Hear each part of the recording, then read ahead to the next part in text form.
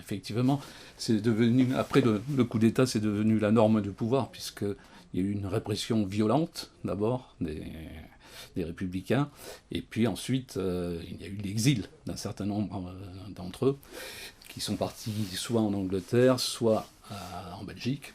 Et Hugo faisait partie de cela, puisqu'il a été obligé de fuir Paris, puisqu'on s'est lancé à ses trousses de manière assez précise et acharnée.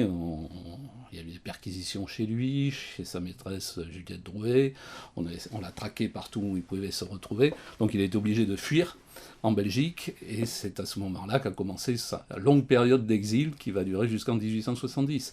Et pendant toute cette période, qu'il soit en Belgique ou ensuite à Jersey et Guernesey, il sera poursuivi quasiment quotidiennement, surveillé quotidiennement, on traque ses agissements, on traque ses écrits, on traque ses intentions et ses relations, puisque on a appris qu'il voulait écrire un pamphlet contre Napoléon III, et donc à partir de ce moment-là, la police française se met en relation avec la police belge pour savoir où localiser Hugo, surveiller ce qu'il veut faire, et à tel point que Hugo est obligé de quitter la Belgique pour aller ensuite à Jersey, puis à Guernesey. Et à ce moment-là, les diplomates français qui sont en poste à Jersey et Guernesey surveillent quasiment quotidiennement Hugo, font des rapports qu'ils envoient au ministère de la police à Paris pour connaître évidemment les intentions de Hugo. Donc on épie son courrier, on le suit à la trace,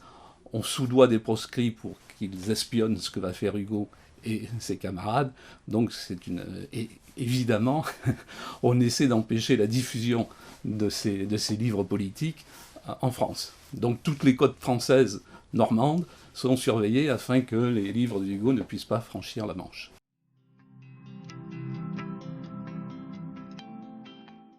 Oui, il y a toujours eu une méfiance du pouvoir à l'égard des intellectuels.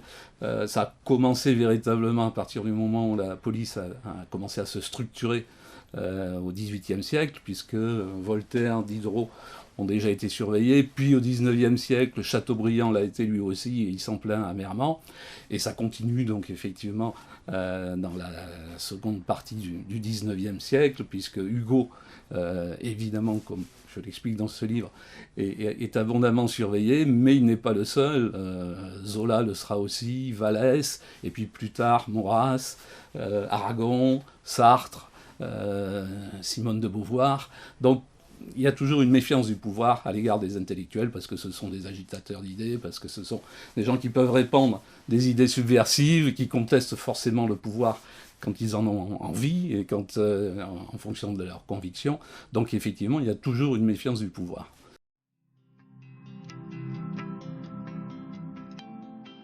Oui, alors ce qui est intéressant dans le cas d'Hugo, c'est que Hugo est à la fois un ogre littéraire et un ogre politique.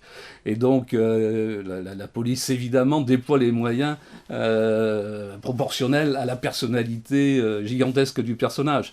Donc c'est à la fois quelqu'un qui écrit, qui défend des causes nobles, les plus humbles, etc., donc qui est très populaire dans l'opinion publique, et en même temps un homme politique, puisqu'il est député, puis sénateur, et donc il a une tribune politique à sa disposition. Donc ça signifie que, plus que d'autres intellectuels, qui eux se contentent de manier les idées, les plumes et les interventions écrites, lui, il joue un rôle dans la politique. Il est quelqu'un qui se bat sur l'échiquier politique. Donc c'est vrai que lui, il y a quand même une dimension très particulière dans sa surveillance.